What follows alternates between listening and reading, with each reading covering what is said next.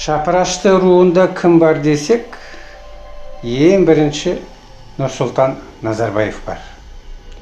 Сосын оның жиені Ахметжан Есімов дейтін бар.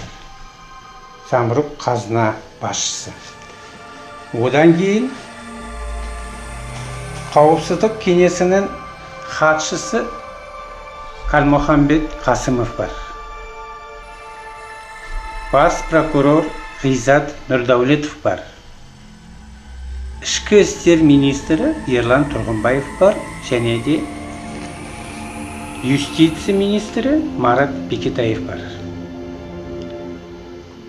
Ақпарат министрі Дәурен Абаев бар. Коррупцияға қарсы күрес төрағасы Алик Шпекбаев бар. Нұр Отанның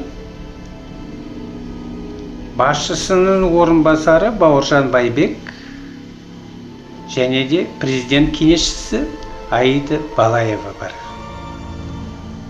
Сырт барлау қызметінің директоры Ғабит Байжанов бар.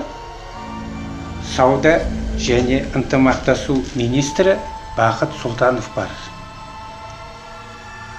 Қазмұнайгаздан Алик Айдабаев бар дағы, және де жақын туыстарын айтатын болсақ, Қайрат Мани, Арыстанбек Мұхамедиұлы, Нұртай Абақаев, Қанат Саудабаев, Мұхтар Аюбаев, Шахрат Нұрышев дегендер бар.